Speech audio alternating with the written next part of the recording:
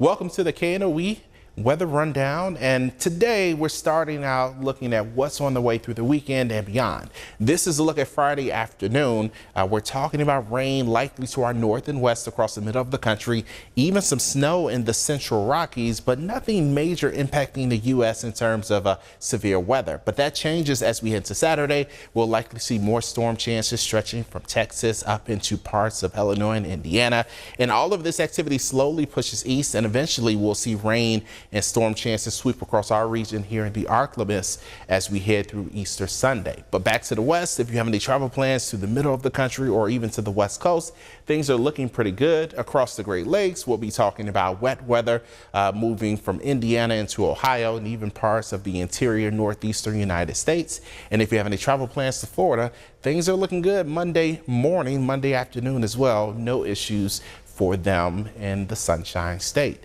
As we look to what's on the way for the rest of next week, we'll see moisture building back into the middle of the country. Some of that moisture will be nearby the Arklamis, but at this point, our rain chances, while they will exist, they'll be on the lower end of things. We'll definitely notice more warmth and humidity across our region, but outside of that, we shouldn't have any major storm systems impacting us. And as we look toward the western United States, things are fairly quiet.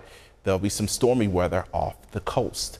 As we look ahead to Thursday and then next Friday, we'll see more moisture building into the middle of the country. Again, some of that moisture may be nearby us here in the Arklamis, but it looks like the middle of the country will pick up most of the moisture, and that continues to extend north into parts of Minnesota, Illinois, Wisconsin. So northern portions of the country will pick up on rain, while we'll be nearby some of those showers and even some of those storms that may develop. When we look at where the heaviest rain will accumulate, we see it accumulating from Texas up into the Ohio River Valley.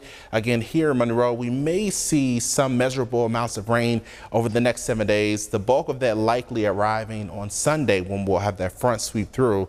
But the heaviest rain will likely be in place for places like Oklahoma, North Texas, northern Arkansas, and then also into Missouri, Illinois, Indiana, and even into Ohio. For the Northeast, they'll have some rain chances as well, but things look fairly dry across the Sunshine State.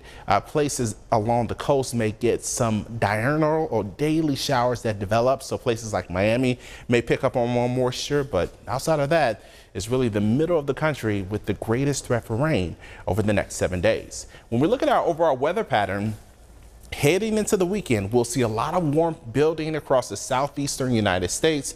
While there's a big trough across the Rockies, that's the trough that will bring energy into the middle of the country and bring us rain chances as we head into Sunday.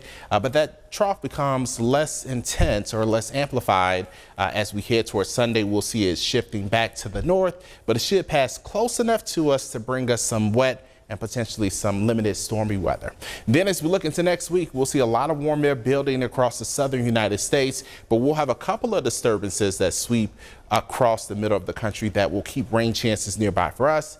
But it looks like the heaviest rain again will be to our north and west, and we can use that considering our area of rivers and streams are on the rise. When we look at the 6 to 10 day temperature outlook, this is from April 22nd through the 26th.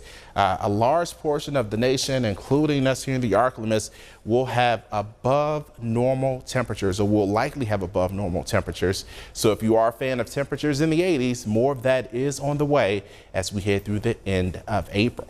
And as we look at precipitation, the greatest threat for precipitation over the next 6 to 10 days, or 6 to 10 days from now, we see that in place across Texas, Oklahoma, stretching into western Arkansas. We do have rain chances for sure that'll be out there, but the heaviest rain will likely be just to our west, if not northwest. So we have a lot to keep track of as we head throughout the next several days, but heading into the weekend, we'll be watching for rain and storm chances on Easter Sunday. We are no stranger to hail in the Arklamis, but how exactly does it form? First things first. What is hail? Hail is essentially a ball of ice that falls from towering cumulus clouds during a thunderstorm. Thunderstorms produce strong updrafts, which is a current of warm, moist air rising. What is so cool, no pun intended, is that clouds store tiny water droplets and ice crystals. Those frozen water droplets are swept up by updrafts. These updrafts push the frozen water droplets high up in the cloud.